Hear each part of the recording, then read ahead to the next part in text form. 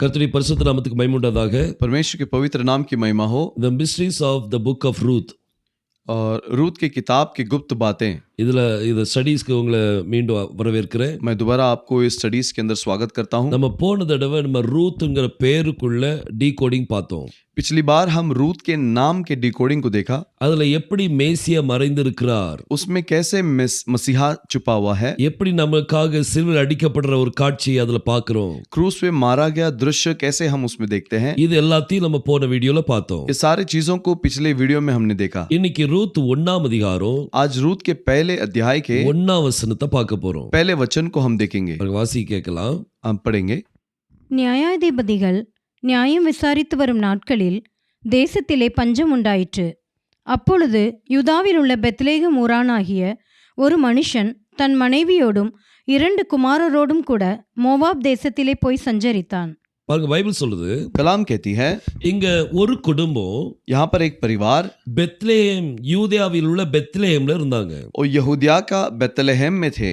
வேதத்துல ஏன் இப்படி யூதேயாவில் உள்ள பெத்லேஹேம் கொடுக்கப்பட்டிருக்கு? कलाम में क्यों यहूदिया का बेतलहम करके दिया गया है? 2 பெத்லேஹேம் இருக்கு. 2 बेतलहम है, ஒன்னு யூதேயா தேசத்துல இருக்கு, एक यहूदा के देश में है இன்னொன்னு ஜெபுலூன் நாட்டிலயும் இருக்குது. और दूसरा जेबुलून देश में भी है। இந்த ரெண்டையும் பிரிச்சு காமிக்கிறதுக்காக தான் इन दोनों को अलग से दिखाने के लिए இது அடிக்கடி யூதேயாவில் உள்ள பெத்லேஹேம் சொல்லப்பட்டிருக்கு.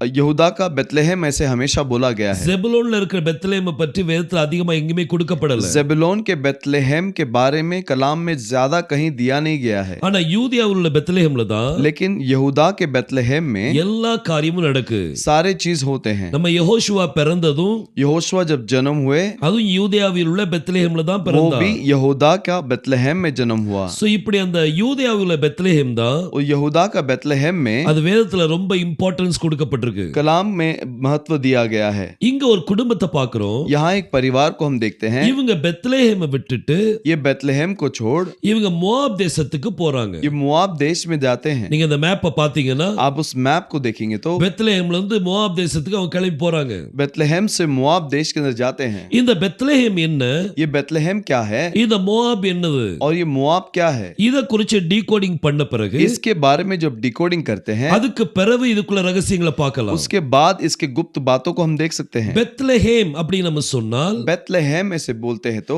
பெத்னா என்னது, बेत का मतलब क्या है? பெத்னா வீடு, बेत का मतलब घर। லெஹேம்னா என்னது, लेखेम का मतलब क्या है? லெஹேம்னா அப்பம். लेखेम का मतलब रोटी। அப்போ பெத்லேஹேம் அப்படின்னா बेतलहम करके बोलेंगे तो அப்பத்தின் வீடு. वो रोटी का घर। சோ அப்பத்தின் வீடை விட்டுட்டு तो रोटी के घर को छोड़कर இவங்க எங்க போறாங்க? ये कहां पर जाते हैं? மோவாப் தேசத்துக்குள்ள போறாங்க. मोआब देश के अंदर जाते हैं। அப்பத்தின் வீடு அப்படின்னு சொன்னா रोटी का घर ऐसे बोलेंगे तो அது வார்த்தையின் வீடு. वो वचन का घर है। பாருங்க, மத்தேயு मत्ती 4ஆம் அதிகாரம் 4 अध्याय 4ஆம் वचனத்தை வாசிக்கலாம். 4 वचन को हम पढ़ेंगे। அவர் பிரதியுத்தரமாக, மனுஷன் அப்பத்தினாலே மாத்திரமல்ல, தேவனுடைய வாயிலிருந்து புறப்படுகிற ஒவ்வொரு வார்த்தையினாலும் பிழைப்பான் என்று எழுதியிருக்கிறதே என்றார். பாருங்க, இந்த அப்போ எதை குறிக்குது? रोटी किसे दर्शाता है? அது வார்த்தையை குறிக்குது. वो वचन को दर्शाती है। கர்த்தர் சொன்னார், परमेश्वर ने कहा மனுஷன் அப்பத்தினாலே மாத்திரமல்ல, मनुष्य केवल रोटी से नहीं, தேவனுடைய வாயிலிருந்து புறப்படுற ஒவ்வொரு வார்த்தையினாலும் பிழைப்பான். परमेश्वर के मुख से निकलता हुआ एक एक शब्द से वो जीवित रहेगा। இங்க அப்போன்னு சொல்லியாச்சுன்னா यहाँ पर रोटी बोलते हैं तो அது வார்த்தையை குறிக்குது. वो वचन को दर्शाता है। அவர் யாரு? वो कौन है? அவர் வார்த்தையா இருக்கிறார். वो वचन है। அவர் சொல்றார், वो कहता है வானத்திலிருந்து இறங்கி ஜீவ அப்போ நான் தான். और स्वर्ग से उतरा हुआ जीवन का रोटी मैं हूँ। அந்த அப்போ யாரை குறிக்கினா? वो रोटी किसे दर्शाता அது है? வார்த்தையை குறிக்குது. वो वचन को दर्शाता சோ है। இந்த குடும்பம் ये परिवार அங்க வார்த்தையின் வீட்டை விட்டுட்டு वो वचन के घर को छोड़कर அவங்க மோவாப் தேசத்துக்குள்ள वो வந்துட்டாங்க. मोआब देश में जाते हैं। இப்போ மோவாபை பற்றி பார்க்கலாம். अब मोआब के बारे में हम देखेंगे। மோவாப் என்கிற பேர்ல मोआब इस नाम के अंदर அது 4 எழுத்து இருக்குது. 4 अक्षर है। ஒன்னு மெம், एक मेम, வாவ், वाव, அலெஃப், एलेफ, பெத். बेत। இந்த 4 எழுத்து சேர்ந்தா மோவாப். ये चारों अक्षरों को ही मोआब बोलते हैं। மோவாபை பற்றி உங்களுக்கு தெரிஞ்சிருக்கும். मोआब के बारे में आपको मालूम होगा। மோவாப் யாருடைய பிள்ளை? मोआब किसका पुत्र है? லோத்துனுடைய மூத்த மகளுக்கு பிறந்ததா மோவாப். और लोत का पहला लड़की को जो पुत्र हुआ वही मुआब है, இளைய மகளுக்கு பிறந்தவங்க தான் அம்மோன். और छोटी बच्ची को जो पुत्र हुआ उसका वो अमोन है। இப்போ இந்த மோவாபுடைய டீகோடிங் अब பார்க்கலாம். मुआब का डिकोडिंग हम देखेंगे। கடைசி 2 எழுத்த பாருங்க. आखिरी 2 अक्षरों को देखिए, ஆலஃபும் பெத்தும் இருக்குது. एलेफ और बेत है। ஆலஃப் பெத் என்ன? एलेफ बेत क्या है? அது அப்பா. वो अब्बा है, அப்பாவை குறிக்குது. वो पिता को दर्शाता है। முதல் எழுத்து என்னது? पहला अक्षर क्या है? மெம். मेम। மெம்னா என்னது? मेम क्या है? தண்ணி. पानी। இந்த ரெண்டு இணைக்கிறது தான் வாவ். ये दोनों को जोड़ने वाला वाव है। சோ இந்த அப்பா அடுத்தது தண்ணி. ये अब्बा और ये पानी। இத டீகோடிங் பண்ணும்போது ये डिकोडिंग करते समय ரொம்ப அருமையா அதுல வெளிப்படுத்தி கொடுக்கிறார். बहुत अद्भुत रीति से उसमें प्रकट करके देता है। அப்பாவுடைய தண்ணியில பிறந்தவங்க தான், और पिता के पानी में जो जन्म हुए அதுதான் மோவாப். वही मुआब है। மோவாப் வந்து அப்பாவுடைய தண்ணியில பிறந்தவன். मुआब जो है पिता के पानी से जन्म हुआ। எவ்வளவு தெளிவா அந்த டீகோடிங் சொல்லுது பாருங்க. कितना स्पष्ट रूप से वो डिकोडिंग बताता है। இந்த மோவாபி ஜனங்களை பார்த்து கர்த்தர் சொன்னார், ये मुआबी लोगों को देखकर परमेश्वर ने कहा, நீங்க 10ஆம் தலைமுறை வரைக்கும் तुम 10वीं पीढ़ी तक தேவனுடைய சமூகத்துக்கு வர முடியாது. परमेश्वर के सम्मुख में नहीं आ सकते। பாருங்க உபாகமம் पढ़ेंगे व्यवस्था विवरण அதுல 23ஆம் அதிகாரம் 23वां अध्याय 3ஆம் வசனத்தை நான் வாசிக்க கேட்கலாம். 3रे वचन को पढ़ेंगे। அம்மோனியனும் மோவாபியனும் கர்த்தருடைய சபைக்கு உட்படலாகாது. 10ஆம் தலைமுறையிலும் என்றைக்கும் அவர்கள் கர்த்தருடைய சபைக்கு உட்படலாகாது. இந்த மோவாபி ஜனங்கள் யார்? ये मुआबी लोग कौन है? கர்த்தரால் தண்டிக்கப்பட்டவங்க, परमेश्वर से दंड पाए हुए लोग, சாபத்தை பெற்றுட்டாங்க. उस श्राप को पाए हैं। அவங்க கர்த்தருடைய சமூகத்துக்கு 10ஆம் தலைமுறை வரைக்கும் போக முடியாது. 10वीं पीढ़ी तक परमेश्वर के सम्मुख में नहीं आ सकते। இந்த குடும்பம் ये परिवार பெத்லெஹேம்ல இருந்து बेतलहम से लेकर இவங்க எந்த ஊருக்கு போறாங்க? ये कौन से शहर में जाते மோவாப் हैं? தேசத்துக்கு போறாங்க. मुआब देश में जाते हैं। அதாவது அப்பத்தின் வீடை விட்டுட்டு रोटी के घर को छोड़ சாபத்தை நோக்கி போறாங்க. उस श्राप की ओर जा रहे हैं। தேவனுடைய வார்த்தையின் வீடை விட்டுட்டு परमेश्वर के वचन के घर को छोड़ சபிக்கப்பட்ட இடத்துக்கு போறாங்க. श्रापित जगह पे जाते हैं। ஒரு நாளும் விடக்கூடாது. एक दिन भी नहीं छोड़ना है। தேவனுடைய சமூகத்தை விட்டு போக கூடாது. परमेश्वर के सम्मुख को छोड़कर नहीं जाना है। யோனா தீர்க்கதரிசி என்னாச்சு? योना भविष्यद्वक्ता का क्या हुआ? கர்த்தருடைய சமூகத்தை விட்டு விலகி போனான். वो परमेश्वर के सम्मुख से हट कर गया। தர்சீசுக்கு போற கப்பல்ல वो दर्शिश जाने के नाव में அந்த கப்பல்ல ஏறி அடித்தட்டுல தூங்கிட்டான். उस नाव में जाकर और नीचे के हिस्से में जाकर सो गया। ஆனா கர்த்தர் அவனை விடல. लेकिन परमेश्वर ने उसे नहीं छोड़ा। ஒரு பெரிய புயலை உருவாக்குனார். एक बड़ी आंधी को परमेश्वर ने बरसाया। இத பத்தி உங்களுக்கு தெரியும். इसके बारे में आप जानते हैं। அவனை தூக்கி தண்ணியில போட்ட பிறகுதான் उसको पानी में डालने के बाद அந்த தண்ணி அந்த புயலே அமைதியாச்சு. वो तूफान शांत हुआ।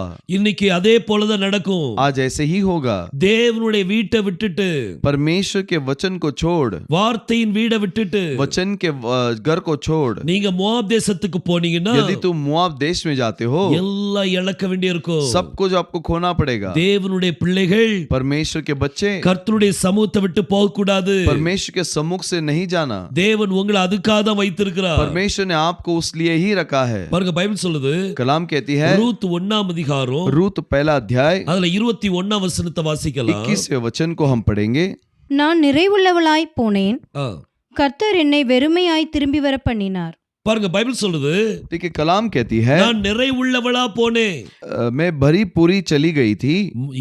பெத்லெஹேம்ல இருந்து போகும்போது मैं बेतलहम से जाते समय நான் பரிபூரணமா போனேன். मैं भरी पूरी चली गई थी, நிறைவுள்ளவளா போனேன். परिपूर्ण होकर चली गई थी। ஆனா ரிட்டர்ன் வரும்போது लेकिन दोबारा लौटते समय எம்டியா வந்துட்டேன். खाली हाथ आई हूँ, ஒன்றுமில்லாம வந்திருக்கிறேன். कुछ भी नहीं है, ऐसे आई हूँ। தேவனுடைய வார்த்தையின் வீடை விட்டுட்டு परमेश्वर के वचन के घर को छोड़ மோவாப் தேசத்தை நோக்கி போனீங்கன்னா, मुआब देश की ओर जाएंगे तो, அதாவது உலகத்துக்குள்ள போனீங்கன்னா संसार के अंदर जाएंगे तो நீங்க நிறைவுள்ளவர்களா தான் போவீங்க. आप परिपूर्ण बनकर ही जाएंगे, ஆனா ஒண்ணுமில்லாம ஆயிருவீங்க. लेकिन खाली हो जाओगे। இது பைபிள் சொல்லுது. इसे कलाम कहती है। எந்த இடத்துல கர்த்தர் வைத்திருக்கிறாரோ जिस जगह पे परमेश्वर ने आपको रखा है, அந்த இடத்தை விட்டு போக கூடாது. उस जगह को छोड़कर नहीं जाना। கர்த்தர் இஸ்ரவேல் ஜனங்களுக்கு परमेश्वर इजराइल लोगों को வாக்குத்தத்தம் பண்ணின அந்த இடத்தை விட்டு प्रतिज्ञा किया हुआ उस जगह को छोड़ வேற எங்கேயும் போக கூடாது. और कहीं नहीं जाना है। இந்த குடும்பம் ये परिवार வார்த்தையை விட்டு போனாங்க, वचन को छोड़ कर गए, எல்லாத்தையும் இழந்துட்டாங்க. सब कुछ खो गए। நோமி எல்லாத்தையும் இழந்துட்டா. नौमी सब कुछ खो गई। ஆனா நல்ல வேளை लेकिन अच्छा हुआ, அவள் கர்த்தர் புத்தியை கொடுத்தா, परमेश्वर ने उसे समझ दी, திரும்பவும் வார்த்தைக்குள்ள வந்துட்டா. दोबारा वचन के अंदर आ गई, திரும்ப திரும்பவும் பெத்லெஹேமுக்குள்ள வந்தா. दोबारा बेतलेहम में आ गई। பெத்லெஹேமுக்குள்ள வரும்போது बेतलेहम में आते समय வெறும் கையா வாரா. खाली हाथ आई है, ஒண்ணுமில்லாதவளா வாரா. खाली हाथ आई है, ஆனா வந்துட்டா, அது ஒரு பெரிய காரியம். लेकिन आ गई है, वो बड़ी बात है। அங்க வார்த்தையின் வீட்டுக்குள்ள வந்த உடனே उस वचन के घर के अंदर आने के बाद பைபிள் சொல்லுது, कलाम कहती है, ரூத் 4ஆம் அதிகாரம் रूत का 4 अध्याय அதுல 14-15 வசனங்களை நீங்க வாசித்து பார்த்தீங்கன்னா 14-15 वचन को आप पढ़ के देखेंगे तो அவளை கர்த்தர் ஆசீர்வாதமாக மாற்றினார். परमेश्वर ने उसे आशीषमय किया है। அவள் இழந்ததெல்லாம் பெற்றுக்கொண்டா. वो जो कुछ खो गई थी वो सब पा लिया। அவளுடைய முந்தின நிலைமையை பார்க்கிலும் पिछले जीवन के सामने அவளுடைய பிந்தின நிலைமை और अभी का स्थिति जो है ஆசீர்வாதமா இருந்துச்சு. वो आशीषमय था। எவ்வளவு அருமையா கர்த்தர் வைத்திருக்கிறார். कितना अद्भुत रीति से परमेश्वर ने रखा है। வார்த்தையை விட்டு வெளியில போயிராதீங்க. वचन से बाहर मत जाइए, வார்த்தைக்குள்ளே இருங்க. वचन के अंदर ठहरिए। வார்த்தைக்குள்ள பஞ்சம் உண்டாகுதா? वचन के अंदर अकाल है क्या? வார்த்தைக்காக கர்த்தர்ட்ட மன்றாடுங்க. वचन के लिए परमेश्वर से मांगिए। வாங்க ஆமோஸ் 8ஆம் அதிகாரம் आमोस 8वां अध्याय அதுல 11 वचनத்தை நீங்க வாசித்தீங்கன்னா 11वें वचन को अगर आप पढ़ेंगे அதுல ஒரு பஞ்சத்தை பற்றி அவர் சொல்றார். उसमें एक अकाल के बारे में दिया गया இந்த है। பஞ்சம் என்னன்னு கொஞ்சம் பார்க்கலாம். यह अकाल क्या है वो देखेंगे। ஆமோஸ் 8ஆம் அதிகாரம் आमोस का 8वां अध्याय 11 वचनத்தை வாசிக்க 11वां கேட்கலாம். वचन को पढ़ेंगे। இதோ நான் தேசத்தின் மேல் பஞ்சத்தை அனுப்பும் நாட்கள் வரும். ஆகார குறைவினால் உண்டாகிய பஞ்சம் அல்ல, ஜலக்குறைவினால் உண்டாகிய தாகமும் அல்ல, கர்த்தருடைய வசனம் கேட்க கிடையாத பஞ்சத்தை அனுப்புவேன் என்று கர்த்தராகிய ஆண்டவர் சொல்லுகிறார்.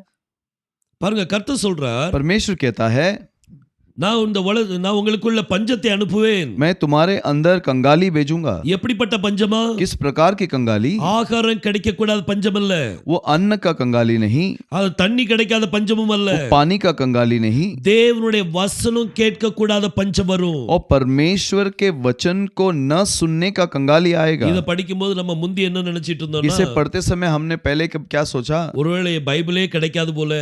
हो सकता है बाइबल मिलेगा ही नहीं, ஆனா அது அப்படி இல்ல. लेकिन वो ऐसा नहीं है। இப்போ எல்லாரும் மொபைல்லயும் பைபிள் வந்துட்டு, अभी सबके मोबाइल में बाइबल आ சோ गया। அத பத்தி இல்ல, उसके बारे में नहीं। தேவனுடைய சத்தம் கேட்க கூடாத காலம் வரும். परमेश्वर का आवाज नहीं सुन पाएंगे, ऐसा समय आएगा। ஜனங்கள் தேவனுடைய சத்தத்தை கேட்க மாட்டாங்க. लोग परमेश्वर के आवाज को नहीं सुनेंगे। அப்படிப்பட்ட ஒரு பஞ்சம், ऐसा एक अकाल। தேவன் பேசுறத परमेश्वर जो बोलता है நம்ம காது கேட்கணும். हमारे कान सुनना है, அந்த பஞ்சம் தான் உண்டாகும். ऐसे कंगाली होगी। வசனம் கேட்க முடியாத ஒரு பஞ்சம். और वचन नहीं सुनेंगे, ऐसे ही कंगाली। இன்னைக்கு நிறைய பேர் என்ன சொல்வாங்கன்னா, आज बहुत सारे क्या कहेंगे? கர்த்தர் என்கிட்ட பேசினார். परमेश्वर ने मुझसे बोला। பேசினார்னு அர்த்தம் என்ன? परमेश्वर ने मुझसे बात किया, उसका मतलब क्या है? என்கிட்ட பேசினார், मेरे से बात किया, அவருடைய சத்தம் என் காதுல கேட்டுச்சு. उसकी आवाज मेरे कान में सुनाई दिया। அப்படினா தான் ऐसा होगा तो, கர்த்தர் பேசினார்னு சொல்லணும். ऐसा होगा तो ही आप बोल सकते हैं परमेश्वर ने बात किया। ஆனா கர்த்தர் பேசிஇருக்கவே மாட்டாரு. लेकिन परमेश्वर ने बात नहीं किया होगा, வார்த்தையினால் உணர்த்திருப்பார். और वचन के द्वारा उन्हें एहसास दिलाया होगा। அப்ப என்ன சொல்லணும்? तब क्या करना होगा? கர்த்தர் இந்த வசனத்தை கொடுத்து எனக்கு தேற்றினார். परमेश्वर ने इस वचन के द्वारा मुझे तसल्ली दी, அப்படி நம்ம சொல்லணும். ऐसे बोलना है। நிறைய பேர் பிரசங்கத்தில் கூட சொல்லுவாங்க, बहुत सारे प्रचार में कहते हैं, நான் இந்த செய்தி தான் நான் தியானிச்சிட்டு வந்தேன், मैं इस वचन को ध्यान कर आया, ஆனா கர்த்தர் இங்க வந்து வேற செய்தி கொடுக்க சொன்னார்னு சொல்லுவாங்க. लेकिन यहाँ आने के बाद परमेश्वर दूसरा संदेश को देने के लिए कहा। அவர் சொன்னாரா? उसने बोला है क्या? இல்ல, नहीं। உணர்த்தப்பட்டேன்னு சொல்லுங்க. उसे मुझे ऐसा महसूस हुआ करके बोली। ஊழியக்காரங்க இப்படி சொல்லி சொல்லி ऐसे सेवक लोग बोल बोलकर இன்னைக்கு விசுவாசிகளும் आज विश्वासी लोग भी அதே மாதிரி பேச ஆரம்பிச்சிட்டாங்க. ऐसे ही बोलने लगे हैं। தப்பு யார்கிட்ட இருக்குது? और गलत किधर है? ஊழியக்காரங்கள்ட்ட தான். सेवक के हाथ में। நம்ம சொல்ற வார்த்தை கரெக்டா இருக்கணும். हम जो बोलते हैं वो सही होना चाहिए। கர்த்தருடைய சத்தம் கேட்காம परमेश्वर के आवाज नहीं सुना तो, நான் கர்த்தர் என்கிட்ட பேசினார் நீங்க சொன்னீங்கன்னா, परमेश्वर मुझसे बात किया करके बोलते हैं तो நீங்க பொய் சொல்றீங்க. आप झूठ बोलते हो। நீங்க பொய் சொல்றீங்கன்னா அதுக்கு அர்த்தம் என்ன? आप झूठ बोलते हो तो उसका मतलब क्या है? நீங்க பொய்யான தீர்க்கதரிசி. आप झूठा भविष्यवक्ता हो। அதனால இனிமே அப்படி சொல்லாதீங்க. इसलिए अभी से आप ऐसे मत बोलो। ஒரு பஞ்சம் வருது. एक कंगाली आती है, தேவனுடைய சத்தம் கேட்க கூடாத ஒரு பஞ்சம். परमेश्वर की आवाज सुन नहीं पाएंगे, ऐसी कंगाली। அது இந்த நாட்கள்ல தான். वो ये समय में है। நீங்க கர்த்தருடைய சத்தத்தை கேட்க காத்திருக்கணும். आप परमेश्वर की आवाज को सुनने के लिए इंतजार करना है। கர்த்தர்ட்ட கேளுங்க, परमेश्वर से मांगिए, கர்த்தர் என்கிட்ட பேசுங்கப்பா. प्रभु मुझसे बात कीजिए, அவர் நிச்சயமா वो பேசுவார். जरूर बात करेगा। இதே போல இன்னொரு சம்பவம் இருக்குது. ऐसे ही और एक घटना है। பாருங்க, லூக்கா 10ஆம் அதிகாரத்துக்கு திருப்பலாம். लूक के किताब के 10वें अध्याय में देखेंगे அதுல 30ஆம் வசனத்தை வாசிப்போம். और 30वें वचन को हम पढ़ेंगे। இயேசு பிரதியுத்தரமாக, ஒரு மனுஷன் எருசலேமில் இருந்து எரிகோவுக்கு போகையில் கள்ளர் கையில் அகப்பட்டான். அவர்கள் அவன் வஸ்திரங்களை உரிந்து கொண்டு அவனை காயப்படுத்தி குற்றுயிராக விட்டு போனார்கள். பாருங்க, இங்க பைபிள் சொல்லுது, कलाम कहती है, இங்க ஒரு ஓமையை கர்த்தர் சொல்றார். यहाँ पर एक दृष्टांत को बताता है। ஒரு மனிதன் एक मनुष्य எருசலேமை விட்டுட்டு यरूशलेम को छोड़ எரிகோக்கு போனா. यरीगो को जा रहा था। இந்த எருசலேமும் எரிகோக்குள்ள டீகோடிங் பார்க்கலாம். यरूशलेम और यरीको का डिकोडिंग हम देखेंगे। எருசலேம், यरूशलेम, இந்த எருசலேம்னா அர்த்தம் என்ன? यरूशलेम का क्या मतलब है? இந்த முதல் ரெண்டு வார்த்தை நீங்க எடுத்தீங்கன்னா पहला दो अक्षर को आप ले लेंगे, அதை எரான்னு சொல்லுவாங்க. उसे यरा कहते हैं। எரா அப்படின்னா என்னது? यरा का मतलब क्या है? டீச்சிங் சொல்லி அர்த்தம். शिक्षण ये मतलब है। டீச்சிங் அப்படின்னு சொல்லுது. शिक्षण ऐसा बताया गया है। அடுத்தது சாலேம். और अगला जो है शालेम, கடைசி மூணு எடுத்தீங்கன்னா आखिरी तीन अक्षर को लेंगे तो அது சாலேம். वो सालेम है। சாலேம்னா என்னது? सालेम का मतलब क्या है? சமாதானம், शांति। சோ இது எப்படிப்பட்ட காரியம்? ये किस प्रकार का चीज है? எருசலேம் அப்படின்னா यरूशलेम का मतलब சமாதானத்தின் உபதேசம், शांति का संदेश। ஹalleluya, हालेलुया। சமாதானத்தின் உபதேசம். शांति का संदेश। அது எருசலேம் எப்படிப்பட்டது? वो यरूशलेम कैसा है? அது பரிசுத்தமான நகரம். वो पवित्र शहर है। இங்க இந்த மனுஷன் ये मनुष्य பரிசுத்தமான நகரத்தை விட்டுட்டு वो पवित्र शहर को छोड़कर, சமாதான உபதேசத்தை விட்டுட்டு शांति के संदेश को छोड़कर அவன் எங்க போறானா? वो कहाँ जाता है? எரிகோக்குள்ள वो போறான். यरीहो के अंदर जाता है। எரிகோ என்னது? यरीहो क्या है? இந்த எரிகோ, ये यरीहो, இதுல 4 எழுத்து இருக்குது. इसमें 4 अक्षर हैं। முதல்ல யோத், पहला योद, அப்புறம் ரேஷ், रेश, அப்புறம் ஹெத், खेत, அப்புறம் வாவ். वाव। இந்த 4 எழுத்து சேர்ந்ததுதான் ये चारों अक्षरों को ही எரிகோ. यरीहो। இதுல முதல் 3 எழுத்து எடுத்தீங்கன்னா ये पहले 3 अक्षर को लेंगे तो அதை எரையாக்னு சொல்லுவாங்க. उसे यरयाक कहते हैं। எரையாக் அப்படின்னா यरयाक बोलेंगे तो சந்திரன். चांद है। அது சந்திரனை குறிக்குது. वो चांद को दर्शाता है। எரையாக் அப்படின்னா சந்திரன். यरयाक मतलब चांद को दर्शाता है। அது எரிகோ அப்படின்னு சொன்னா यरीहो ऐसे बोलेंगे तो அதனுடைய சந்திரன். उसका चांद। எதுடைய சந்திரன்? किसका चांद? இன்னைக்கு உலகத்துக்கு ஒரு சந்திரன் இருக்கு. आज संसार के लिए एक चांद है। நிறைய பிளானட்ஸ் இருக்குது. बहुत सारे प्लैनेट्स हैं। நம்மளுக்கு தெரிஞ்ச 9 பிளானட் இருக்குது. और हम जानते हैं उसमें 9 प्रकार के प्लैनेट हैं। அதுல 6 பிளானட்டுக்கு उसमें 6 प्लैनेट में சந்திரன் இருக்குது. वो चांद है। இந்த உலகத்துக்கு ஒரு சந்திரன் இருக்கு. ये संसार के लिए एक चांद है। அதுமே மார்ஸ்க்கு வந்து ரெண்டு மூன் இருக்குது. और मार्स के लिए 2 चांद है। ஜூபிட்டருக்கு 95 மூன் இருக்குது. और जुपिटर के लिए 95 चांद है। அது சேட்டனுக்கு और सेटन जो है அதுக்கு 146 மூன் இருக்குது. उसको 44 144 चांद है। யுரானஸ் यूरेनस அதுக்கு 28 மூன் இருக்குது. 28 मून चांद है। நெப்டியூனுக்கு 16 மூன் இருக்குது. नेपट्यून का 16 चांद है। இப்போ இந்த டிகோடிங்ல எந்த பிளானட் எடுப்பீங்க? अब इस डिकोडिंग में कौन से ग्रह को लोगे आप? அதனுடைய சந்திரன். उसका चांद। அது எரிகோ அப்படின்னு சொன்னா यरीहो का मतलब அதனுடைய சந்திரன். उसका चांद। எதனுடைய சந்திரன்? किसका चांद? இங்க இத்தனை 6 பிளானட் இருக்குது. इसमें यहाँ पर 6 ग्रह இதுல है। எந்த பிளானட் எடுப்பீங்க? ये कौन से ग्रह को लोगे இப்ப आप? இந்த எரையாக்கு பார்க்கலாம். यरयाक को हम देखेंगे। சந்திரன் அப்படிங்கிறது वो चांद जो है அதுக்கு சிங்குலர்ல उसको एक वचन में அது ஹீப்ருல எப்படி சொல்வாங்கன்னா हिब्रू में क्या कहते हैं? எரையாக்குன்னு சொல்வாங்க. यरयाक कहते हैं। ஆனா பன்மை சொல் வரும்போது लेकिन बहुवचन में அது எர்கிம். यरकीम बोलते हैं। அது எர்கிம் அப்படின்னு சொல்வாங்க. अनेक वचन में यरकीम ऐसे बोलते हैं। சோ இங்க பைபிள் என்ன சொல்லிருக்குன்னா कलाम में क्या बोला गया है?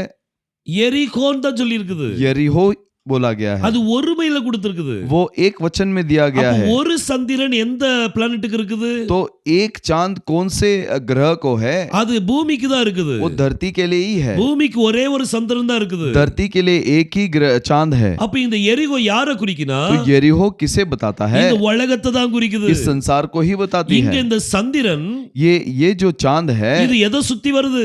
ये किसके और फिरता है? பூமியையே சுத்தி சுத்தி वो வரும். पूरे धरती को का चक्कर लगाता है। இன்னைக்கு நிறைய பேரு आज बहुत सारे लोग இன்னைக்கு உலகத்தை தான் சுத்தி சுத்தி வராங்க, संसार का ही चक्कर लगाते हैं, ஞானத்தை பெருக்குறாங்க. वो बुद्धि को बढ़ाते हैं। தானியேல் 12ஆம் அதிகாரத்துல சொல்லப்பட்டிருக்குது, दानियेल के 12वें अध्याय में बोला गया है, உலகத்துல அங்கேயும் இங்கேயும் சென்று और संसार में यहाँ वहां जाकर அறிவு பெருகி போகும்.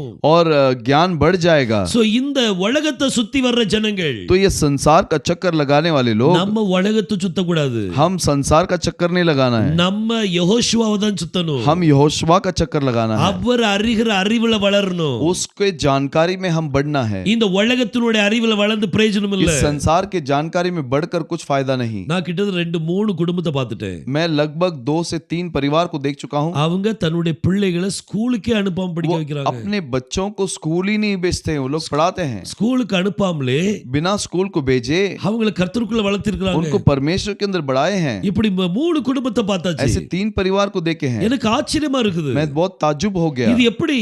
ये कैसा है।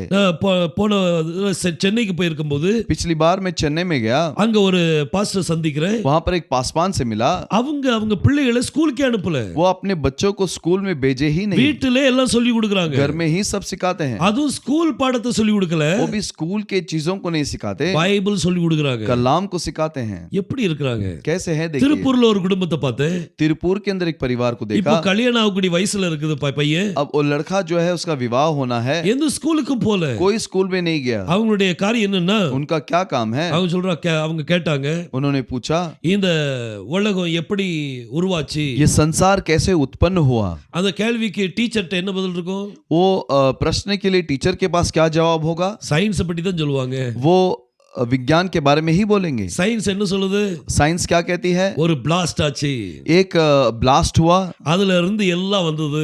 उसमें से ही सब कुछ आया। ஆனா பைபிள் என்ன சொல்லுது? लेकिन कलाम क्या कहती है? தேவன் உலகத்தை சிருஷ்டித்தார், परमेश्वर संसार को बनाए வெளிச்சம் உண்டாட்டுதுன்னா வெளிச்சம் உண்டாயிட்டு, और रोशनी होने दे, जैसे बोला वैसे रोशनी हो गया। இந்த ஒரு வேறுபாடை காமிச்சு इस भेद को दिखाकर எங்க பிள்ளைகள் ஸ்கூல் போக வேண்டாம், हमारे बच्चे स्कूल नहीं जाना है, அனுப்பவே இல்லை. அவங்க उन्होंने भेजा ही नहीं। சிந்திச்சு பாருங்க, सोच कर देखिए, இன்னைக்கு நம்ம உலகத்தை சுத்திட்டு இருக்கிறோம். हम आज संसार के चक्कर लगाते हैं, அது இல்ல, वो नहीं है। நம்ம வேதத்தை சுத்தணும், हम कलाम का चक्कर लगाना है, சிலுவையை சுத்தணும், हम क्रूस का चक्कर लगाना है, யெகோஷுவாவை சுத்தி வரணும். यहोशुआ का चक्कर लगाना है। பாருங்க, இந்த மனிதன் ये व्यक्ति எருசலேமை விட்டுட்டு, यरूशलेम को छोड़, அதாவது சமாதானத்தை உபதேசத்தை விட்டுட்டு, उस शांति के संदेश को छोड़, அவன் எங்க போறான்? वो कहाँ जाता है? உலகத்துக்குள்ள போனான். वो संसार के अंदर जाता है। அப்படி போனதுனால वो जाने की वजह से அவன் கள்ளர் கையில் वो அகப்பட்டான். डाकुओं के हाथ में फंस गया।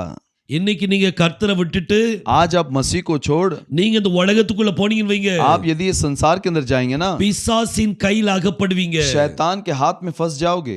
அது வேண்டாம். वो नहीं चाहिए। அவன் முதல்ல என்ன செய்வான்? वो पहला क्या करेगा? இந்த மனிதன் எரிகோக்கு போகும்போது ये व्यक्ति यरीगो को जाते समय அவன் துணியை தான் முதல்ல எடுத்தான், उसके कपड़ों को निकाल दिया, அவன் வஸ்திரங்களை எடுத்துக்கொண்டான். उसके वस्त्र को निकाल दिया। இன்னைக்கு ஒரு மனிதன், आज एक व्यक्ति, ஒரு ஆவிக்குரிய மனிதன், एक आत्मिक व्यक्ति தேவனுடைய பரிசுத்தமான இடத்தை விட்டுட்டு परमेश्वर की पवित्र जगह को छोड़ உலகத்துக்குள்ள போனா, संसार के अंदर जाएगा तो முதல்ல அவன் அந்த மனிதன்ட்ட இருந்து என்னத்தை எடுப்பான்? वो पहले वो मनुष्य के अंदर से क्या लेगा? அவன் உடுத்திருக்கிற வஸ்திரத்தை எடுத்துருவான். उसने जो पहना है वो वस्त्र लेगा। அந்த ஆவிக்குரிய வஸ்திரத்தை அவங்க இழந்துருவாங்க. वो आत्मिक वस्त्र को वो खो जाएंगे। இன்னைக்கு எத்தனை பேர் அப்படி இழந்திருக்கிறாங்க? आज कितने लोग ऐसे खो गए हैं। ஆவிக்குரிய வஸ்திரம் என்ன?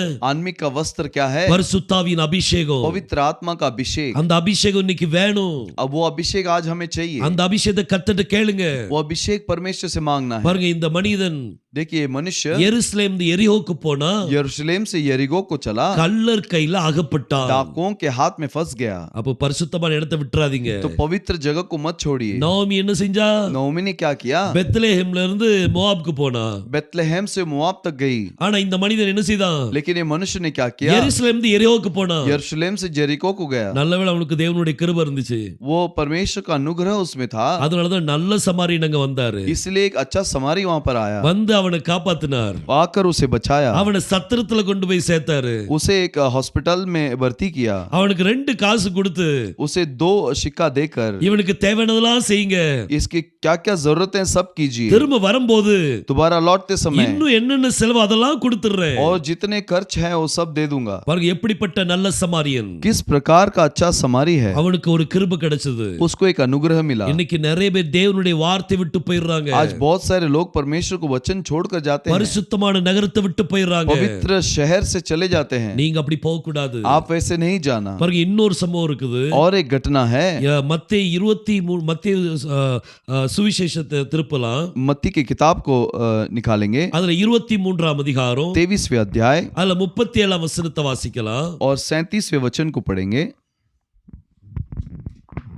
எருசலேமே எருசலேமே, தீர்க்கதரிசிகளை கொலை செய்து உன்னிடத்தில் அனுப்பப்பட்டவர்களை கல்லறிகிறவளே, கோழி தன் குஞ்சுகளை தன் சிறகுகளின் கீழே கூட்டி சேர்த்து கொள்ளும் வண்ணமாக நான் எத்தனை தரமோ உன் பிள்ளைகளை கூட்டி சேர்த்து கொள்ள மனதாயிருந்தேன், உங்களுக்கோ மனதில்லாமற் போயிற்று.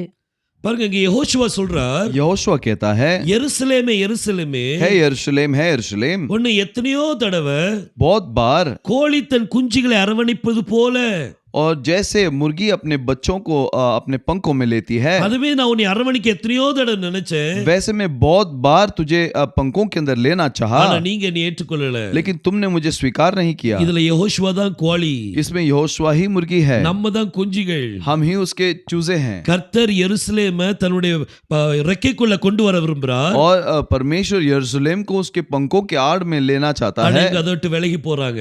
और वो उसमें से निकल के जाते हैं। ஒரு கோழி எடுத்துக்கிடுங்க, एक मुर्गी को ले लीजिए, அது முட்டை மேல உட்காருது, वो अंडे के ऊपर बैठती है, அது 21 நாள் உட்காரணும். वो 21 दिन बैठना है। அதுக்கு பிறகு उसके बाद அந்த முட்டை எத்தனை முட்டை இருக்குதோ जितने अंडे हैं, எல்லா முட்டையில இருந்து குஞ்சுகள் வெளியில வரும். सारे अंडों से चूजे बाहर निकलती இது है। ஒரு பெரிய மிராக்கிள். ये एक बड़ी अद्भुत बात है, இது ரொம்ப மிராக்கிள். ये अद्भुत बात है। அது என்ன நடக்குது? वहां पर क्या होती है, அந்த கோழி அந்த முட்டை மேல உட்காரும் போது वो मुर्गी उस अंडों पर बैठती है, அந்த கோழிக்குள்ள இருக்கிற உஷ்ணம் वो मुर्गी के अंदर जो गर्मी है அது அந்த முட்டைக்குள்ள போகும். उस अंडे के अंदर जाती है। அது போக போக போக वो जितना उस अंडे के अंदर जाती है, அதுக்குள்ள ஒரு மறுரூபம் நடக்குது. उसके अंदर रूपांतर होता है। அந்த மறுரூபம் वो रूपांतर 21 நாள் அந்த டீச்சிங் நடக்குது. 21 दिन वो शिक्षण होती है, 21வது நாள் और 21वें दिन அது முட்டையை உடைச்சிட்டு வெளியே வரும் பாருங்க. वो अंडे को तोड़कर बाहर आती है ना, தாய் கோழி மாதிரியே அது இருக்கும். वो माँ मुर्गी की तरह ही वैसे रहती இன்னைக்கு है। நீங்க யெகோஷுவா போலவே மாறிடுவீங்க. आज आप यहोशुआ के बारे में यहोशुआ जैसे ही बदल जाओगे, ஆனா அதுக்கு लेकिन उसके लिए முட்டை எங்க இருக்கணும்? अंडा कहाँ पर रहना है, அது கோழி கடியில இருக்கணும். वो मुर्गी के अंदर रहना है। கோழி அடியில இருந்து வெளியில போயிடாதீங்க. मुर्गी के नीचे से बाहर नहीं जाना है। அந்த முட்டை ஒரு பிரயோஜனம் ஆகாது. वो अंडा का कुछ फायदा नहीं, அது ஆம்லெட் போடுறதுதான் ஆகும். वो केवल ऑमलेट डाल सकते हैं, அங்க மறுரூபம் ஒண்ணு நடக்காது. वहां पर रूपांतर नहीं होगा। இன்னைக்கு உங்களுக்குள்ள மறுரூபம் நடக்கும்னா आज यदि आपके अंदर रूपांतर होना है, கோழியினுடைய ரெக்கை விட்டு வெளியில போயிடாதீங்க. मुर्गी के पंख को छोड़कर बाहर मत जाइए। இது வெளியில உங்களுக்கு மறுரூபம் நடக்காது. बाहर आपका रूपांतर नहीं होगा। அங்க நிறைய ஆபத்துக்கள் இருக்குது. वहाँ बहुत सारे भयानक खतरा है। அங்க சீதோஷண நிமித்தம் वो वातावरण की वजह से அந்த முட்டைக்கு ஆபத்து வரலாம். वो अंडे को खतरा हो सकता है। நிறைய சர்ப்பங்கள் லாந்திக்கிட்டு இருக்குது. बहुत सारे सांप वहाँ पर घूम रहे हैं, அந்த முட்டையை உடைச்சி அது எல்லாம் குடிக்கிறதுக்கு. और अंडे को तोड़कर उसे खाने के लिए। இப்படி நிறைய ஆபத்துக்கள் இருக்குது. ऐसे बहुत सारे खतरे हैं, ஆனா நீங்க எங்க இருக்கணும்? लेकिन तुम कहाँ रहना है? ஆபத்துல இருந்து தப்பிக்கணும்னா उस खतरों से बचना है तो கோழியின் ரெக்கைக்குள்ள வந்துருங்க. मुर्गी के पंखों के आड़ में आइए, அங்கதான் உங்களுக்கு சேஃபா இருப்பீங்க. वहाँ पर ही आप सुरक्षित रहोगे। முதல்ல நவோமியை பற்றி பார்த்தோம். पहले नवमी के बारे में देखे, இரண்டாவது அந்த மனிதன் எருசலேம் வந்து எரிகோக்கு போறவன் மனிதனை பார்த்தோம். और दूसरा वो व्यक्ति जो यरूशलेम से जेरिको को जाता है उसे देखे। இன்னைக்கு எருசலேம் பற்றி கர்த்தர் சொல்றார், आज यरूशलेम के बारे में परमेश्वर कहता है, கோழி தன் குஞ்சுகளை मुर्गी जिस प्रकार अपने चूजों को தன்னுடைய ரெக்கைக்குள்ள அரவணைக்குதோ अपने पंखों के अंदर ले लेती है, அப்படி எத்தனையோ முறை அரவணைக்க நினைச்சேன். ऐसे बहुत बार मैं करना चाहा। அவர் உள்ள கூப்பிட விரும்புறாரு, वो अंदर बुलाता है, ஆனா இவங்க வெளியே தான் போறாங்க. लेकिन ये लोग बाहर ही जाते हैं। பாருங்க இன்னொரு சம்பவத்தையும் சொல்லலாம். और एक घटना को बताता हूँ, பாருங்க எபிரேயருக்கு எழுதின நிருபம் हिब्रू की किताब 10ஆம் அதிகாரம் 10वां अध्याय அதுல 25ஆம் வசனத்தை நம்ம வாசிக்க கேட்கலாம். 25वें वचन को हम पढ़ेंगे। சபை கூடி வருதலை சிலர் விட்டுவிடுகிறது போல நாமும் விட்டுவிடாமல் ஒருவருக்கொருவர் புத்தி சொல்ல கடவோம். நாளானது சமீபித்து வருகிறதை எவ்வளவாய் பார்க்கிறீர்களோ அவ்வளவாய் புத்தி சொல்ல வேண்டும். பாருங்க பைபிள் சொல்லுது, कलाम कहती है, சபை கூடுதலை और एक कलीसिया में इकट्ठा होना சிலர் விட்டுவிட்டது போல जैसे कुछ लोग छोड़ देते हैं, நாம் விட்டுவிடாமல் हम उसे नहीं छोड़े। சபைக்குள்ள कलीसिया के अंदर, சபையின் கேதரிங்க நம்ம விடக்கூடாது. कलीसिया में जो इकट्ठा होते हैं उसे नहीं छोड़ना है। அது நிறைய பேர் விட்டு விட்டாங்களாம். बहुत सारे छोड़ चुके हैं। சபையை விட்டு விட்டுட்டாங்கன்னா எங்க போவாங்க? कलीसिया से छोड़ दिए तो कहाँ जाएंगे? உலகத்துக்குள்ள தான் போவாங்க. संसार के अंदर ही जाएंगे। பைபிள்ல பவுல் ஒரு மனுஷனை பத்தி சொல்றார். और कलाम में पौलुस एक व्यक्ति के बारे में कहता है। தேமா அப்படினு சொல்லி ஒரு மனுஷன் இருக்கிறார். तेमा नाम का एक व्यक्ति है। அவனை பத்தி பவுல் சொல்லும்போது उसके बारे में पौलुस जब कहता है, இப்பிரபஞ்சத்தின் மேல इस संसार के ऊपर அவன் ஆசைப்பட்டு वो इच्छा करके எங்களை விட்டு விலகி போனான். हमसे अलग हो गया। ஒரு பவுலுடைய சுவிசேஷத்தை விட்டு வெளியே போறான்னா, पौलुस के सुसमाचार से वो बाहर गया तो அவங்களுக்கு இந்த உலகத்து மேல ஆசை வந்துட்டு उनको इस संसार के ऊपर इच्छा आ गया। சபை கூடுதலை விட்டுட்டு कलीसिया को इकट्ठा होना इसे छोड़कर உலகத்துக்குள்ள போறாங்கன்னா संसार के अंदर जाते हैं तो அங்க நிறைய ஆபத்துக்கள் वहां இருக்குது. पर बहुत सारे खतरे हैं। கர்த்தர் சொல்றார், परमेश्वर ने कहा அவங்களுக்கு புத்தி சொல்லுங்க. उनको समझाओ।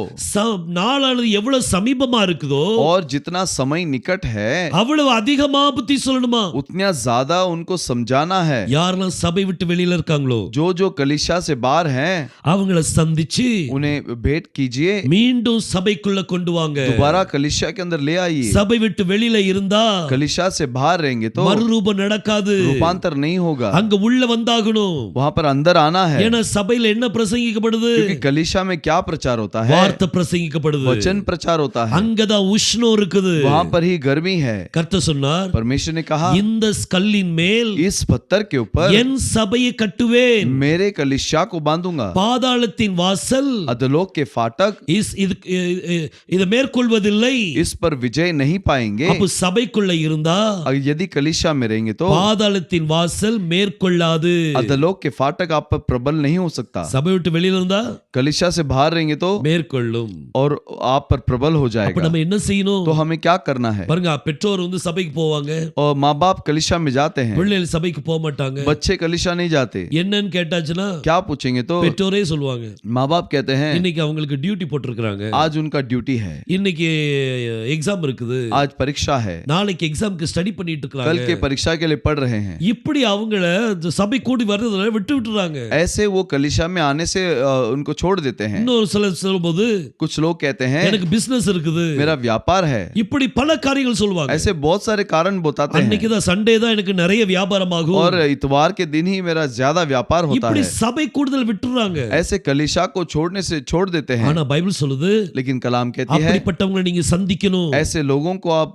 भेंट करना है, அவங்களுக்கு அதிகமா புத்தி சொல்லணும், उनको समझाना है, அவங்களை சபைக்குள்ள கொண்டு வரணும். उनको कलीसिया के अंदर ले आना है। இதுதான் ஊழியம். यही सेवा है। இந்த ஊழியத்தை செஞ்சு பாருங்க, इस सेवा को करके देखिए, உங்க சபை எவ்வளவு ஆசீர்வதிக்கப்படும். आपका कलीसिया कितना आशीषमय होगा। உங்களை கர்த்தர் ஆசீர்வதிப்பா. आपको परमेश्वर आशीष देगा। இந்த சபை விட்டு வெளியே போனவங்களை कलीसिया से जो लोग बाहर जाते நம்ம हैं உள்ள கொண்டு வரணும். हम उन्हें अंदर लेकर आना சபை है। விட்டு இன்னைக்கு வாலிப பிள்ளைகள் பாத்தீங்கன்னா आज जवान बच्चों को देखेंगे तो அவங்க கை நிறைய சம்பாதிக்க ஆரம்பிச்சிட்டாங்கன்னா वो बहुत सारा कमाने के बाद அவங்க சபையினுடைய வேல்யூவை மறந்துடுறாங்க. वो कलीसिया के महत्व को भूल जाते हैं। எனக்கு எந்த குறைவும் இல்ல, मुझे कोई कमी नहीं, இன்னைக்கு எங்களுக்கு பிக்னிக் கூட்டு போறாங்க, आज हमारा पिकनिक है, அப்படின்னு சொல்லி பிக்னிக்லாம் போயிருவாங்க. ऐसे पिकनिक चले जाते हैं, ஆபீஸ்ல இருந்து கூட்டு போறாங்க, ऑफिस से ले जाते हैं, கண்டிப்பா நாங்க போய் ஆகணும். जरूर हम जाना है। சண்டே கர்த்தருடைய சமூகம், बस इतवार के दिन परमेश्वर के सम्मुख में, அங்கதான் வார்த்தை கிடைக்கும், वहां पर ही वचन मिलता है, அங்கதான் உங்களுக்கு மறுரூபம் உண்டாகும். वहां पर ही आपका रूपांतर होता है। சபை கூடுதல் சில விட்டு விட்டது போல और जिस प्रकार कुछ लोग कलीसिया को छोड़ देते हैं, நம்ம விடக்கூடாது. हम उसे छोड़ना नहीं है। என்னைக்கு சபை விடுறோமோ जिस दिन हम कलीसिया को छोड़ते हैं அன்னைக்கு வேற ஒரு காரியம் பிசாசின் கையில் அகப்பட்டுருவீங்க. और उस दिन आप शैतान के हाथ में फंस जाओगे। இந்த மனிதன் ये व्यक्ति எருசலேமிலிருந்து எரிகோவுக்கு போகும்போது यरूशलेम से जेरिको जाते समय அவன் கள்ளர் கையில் அகப்பட்டான். वो डाकुओं के हाथ में फंस गया। அதுமே சபையை விட்டுட்டு ऐसे कलीसिया से छोड़कर உலகத்துக்குள்ள போனா संसार के अंदर जाएंगे तो பிசாசின் கையில் அகப்பட்டுருவோம். शैतान के हाथ में फंस जाएंगे। அது வேண்டாம். वो नहीं चाहिए। ஜனங்களுக்கு அறிவுரை அவங்களுக்கு புத்தி சொல்லுங்க, उनको समझाइए, அவங்களை கர்த்தருக்குள்ள கொண்டு வாங்க, उनको परमेश्वर के पास ले आइए, சபைக்குள்ள கொண்டு வாங்க. कलीसिया के अंदर ले आइए। சபையில சேர்க்கிறதே கர்த்தர் தான். और परमेश्वर ही कलीसिया में जोड़ता है। அப்போஸ்தலர் 2ஆம் அதிகாரம் प्रेरितों के काम 2 अध्याय 47ஆம் வசனத்துல பைபிள் சொல்லுது, उसमें 47 में कलाम कहती है, ரட்சிக்கப்படுகிறவர்களை जो उद्धार पाते हैं கர்த்தர் அனுதினமும் சபையில் சேர்த்து கொண்டு வந்தார். हर दिन परमेश्वर उन्हें कलीसिया में उन्हें कलीसिया में जोड़ता गया, அவர்தான் சேர்க்காரு. वही जोड़ता है, மனுஷன் சேர்க்க முடியாது. मनुष्य नहीं जोड़ सकता, அவர்தான் சேர்க்கணும். वही जोड़ना ஆனா है। நம்ம அழைப்பு கொடுக்கலாமே, लेकिन हम उनको न्योता दे सकते हैं, அவங்களுக்கு அவங்க புத்தி சொல்லலாமே. उनको समझा सकते हैं। சபை கூடுதல் எவ்வளவு முக்கியம் कलीसिया में जाना कितना महत्व है। பாருங்க, பைபிள் சொல்லுது, कलाम कहती है, வெளிப்படுத்தின விசேஷம் प्रकाशित वाक्य 3ஆம் அதிகாரம் 3 अध्याय, அதுல 17ஆம் வசனத்தை வாசிக்கலாம். उसमें 17 वचन को हम पढ़ेंगे। நீர் நிர்பாக்கியம் உள்ளவனும் பரிதபிக்கப்படத்தக்கவனும் தரித்திரனும் குருடனும் நிர்வாணியுமாய் இருக்கிறதை அறியாமல் நான் ஐஸ்வர்யவான் என்றும் திரவிய சம்பனன் என்றும் எனக்கு ஒரு குறைவும் இல்லை என்றும் சொல்லுகிறபடியால் பாருங்க, கர்த்தர் சொல்றார், परमेश्वर कहता है, நீ தரித்திரன், तू कंगाल है, வஸ்திரம் இல்லாம இருக்கிற, तेरे पास वस्त्र नहीं, நீ குருடனா இருக்கிற, तू अंधा है, இதை நீ அறியாமல், और उसे न जानते हुए, அவனுக்கே தெரியாதான். वो खुद नहीं जानता, உலகத்துக்குள்ள போயாச்சுன்னா संसार के अंदर जाएंगे तो அவன் நிர்வாணிங்கிறதே அவனுக்கு தெரியல, वो निर्वस्त्र है करके वो नहीं जानता, அவன் குருடங்கிறதே தெரியல, वो अंधा है करके नहीं जानता, அவன் தரித்திரங்கிறது தெரியல. वो कंगाल है करके नहीं जानता। அவன் என்ன சொல்றான்? वो क्या कहता है? நான் பணக்காரன், मैं धनी हूँ, எனக்கு எந்த குறைவும் இல்ல, कोई कमी नहीं है, அப்படின்னு அவன் அறியாமலே நினைச்சுக்கிட்டு இருக்கிறான். ऐसे अनजान में वो सोच रहा है। நிறைய தேவனுடைய பிள்ளைகள் बहुत सारे परमेश्वर के बच्चे அறியாம உலகத்துல வாழ்ந்து கொண்டு இருக்கிறாங்க. अनजाने में संसार के अंदर जी रहे हैं। அவங்கள மீண்டும் கொண்டு வரணும்னா उनको यदि दोबारा लेकर आना है तो உங்களை கர்த்தர் அழைக்கிறார். आपको परमेश्वर बुलाता है। உங்களுக்கு அந்த அழைப்பின் சத்தம் கேக்குதா? आपको क्या वो उस बुलाहट की आवाज सुनाई देती है? இன்னைக்கே ஒரு அழைப்பின் சத்தத்துக்கு செவி கொடுத்து आज उस बुलाहट के आवाज को सुनकर சபைக்கு போகாம இருக்கிற ஜனங்களை, जो कलीसिया में नहीं जाते उन लोगों को அவங்களை எப்படியாவது கொண்டு வர்றதுக்கு முயற்சி பண்ணுங்க. उनको कैसे भी कलीसिया के अंदर लेकर आइए। அதுக்காக போயிட்டு इसलिए जाकर உடனே சர்ச்சுக்கு நீங்க கண்டிப்பா வாங்க आप कलीसिया में जरूर आओ அப்படின்னு சொல்லாதீங்க. ऐसा मत बोलिए, அவங்களோடு பேசுங்க, उनके साथ बात कीजिए, அவங்களோடு நீங்க அவங்க உங்களை நம்பணும். वो आप पर भरोसा करना है, அதுக்கு பிறகுதான் அவங்க உங்ககிட்ட வருவாங்க. तभी वो आपके पास आएंगे। நீங்க நம்பிக்கைக்குரிய அளவுக்கு आप विश्वास करने जैसा நீங்க அவங்களோடு பேசுங்க, आप उनसे बात करना है, கர்த்தரை பற்றி பேசுங்க. परमेश्वर के बारे में बात कीजिए। ஒவ்வொருத்தரையும் அவங்களை பார்க்கும் போதெல்லாம் हर समय उनको देखते समय உங்க சாட்சியை சொல்லுங்க. आपके गवाही को बताइए। கர்த்தர் உங்களுடைய வாழ்க்கையில எவ்வளவு நன்மைகளை செய்தார், परमेश्वर ने आपके जीवन में कितने भले काम சின்ன किए, சின்னதா சொல்லுங்க. थोड़ा थोड़ा करके बताइए। சிலங்க என்ன செய்வாங்க தெரியுமா? कुछ लोग क्या करेंगे, பார்த்த உடனே देखते ही 1 மணி நேரம் 2 மணி நேரம் சாட்சி குவிப்பாங்க. 1 घंटा 2 घंटा अपने गवाही को बताते हैं। அந்த 2 மணி நேரம் முடிச்சிட்டு वो 2 घंटा खत्म करके சொன்னதை ஏதாவது ஒண்ணு ஞாபகம் இருக்கான்னு கேளுங்க. और जो बोला एक भी याद है क्या पूछिए, ஒண்ணு ஞாபகம் இருக்காது. कुछ याद नहीं होगा। ஒரே ஒரு சாட்சி சொல்லுங்க. एक ही गवाही दीजिए। ஒவ்வொருத்தரையும் சந்திக்கும் போது हर समय जब मिलते हैं புதுசா ஒரு சாட்சி சொல்லுங்க. नया नया गवाही बताइए, அவங்க மனசுக்குள்ள பதிஞ்சிரும். उनके मन में छप जाएगा। உங்க சாட்சியை பார்த்தவங்க வருவாங்க. आपके गवाही को सुनकर वो आएंगे, உங்க சாட்சியுள்ள வாழ்க்கை பார்த்து வருவாங்க. आपकी गवाही से भरा हुआ जीवन को देखकर आएंगे। So, இந்த குடும்பம் ये परिवार பெத்லெஹேமை விட்டுட்டு बेथलेहम को छोड़ மோவாப்குள்ள போனா, मोआब के अंदर गए, பூரணமா உள்ள வெளியே போனா, वो पूर्ण रीति से बाहर गए, ஆனா ஒண்ணும் இல்லாம உள்ள வர, लेकिन खाली हाथ दोबारा आए। ஆனா அட்லி உள்ள வந்துட்டா, लेकिन अच्छा वो अंदर आ गए, அவளுடைய நிலைமை ஆசீர்வதிக்கப்பட்டுச்சு. वो बात में वो आशीषमय हुई। இன்னைக்கு நம்ம என்ன செய்யணும்? आज हम क्या करना है, ஜனங்களை வார்த்தைக்குள்ள கொண்டு வாங்க, लोगों को वचन के अंदर ले आना है, ஜனங்களை சபைக்குள்ள கொண்டு வாங்க. लोगों को कलीसिया के अंदर ले आना है। கர்த்தர் உங்களையும் உங்க குடும்பத்தையும் ஆசீர்வதிப்பார். परमेश्वर आपको आपके परिवार को आशीष देगा। இது ஒரு ஊழியமா செய்யுங்க. इसे एक सेवा के रूप में कीजिए। நிறைய பேர் சொல்லுவாங்க, बहुत सारे लोग कहेंगे கிறிஸ்தவங்களுக்கு மத்தியிலே ஊழியம் செய்யாதீங்க, मसीह के अंदर सेवा मत कीजिएगा। அவங்க மத்தியில தான் இன்னைக்கு ஊழியம் தேவை. उनके बीच में ही आज सेवा चाहिए। இந்த வசனத்தின் அடிப்படையில इस वचन के आधार पर அவங்க மத்தியில தான் இன்னைக்கு ஊழியம் தேவை. उनके बीच में ही सेवा चाहिए। அவங்க மத்தியில ஊழியத்தை செய்யுங்க. उनके बीच में सेवा कीजिए। கர்த்தர் உங்களையும் ஆசீர்வதிப்பார். परमेश्वर आपको भी आशीष देगा। கர்த்தர் ஆசீர்வதிப்பாராக. परमेश्वर आपको आशीष दे। மீண்டும் நம்ம அடுத்த டாபிக்கோடு சந்திக்கலாம். दोबारा दूसरे विषय के साथ हम मिलेंगे। In the mysteries in the book of Ruth. ये रूत की किताब के रहस्य, அதுல இன்னும் நிறைய இருக்குது. उसमें और सारी चीजें हैं, ஒண்ணா பார்க்கலாம். एक एक करके हम देखेंगे। கர்த்தர் ஆசீர்வதிப்பாராக. परमेश्वर आशीष दे। ஆமென். आमीन।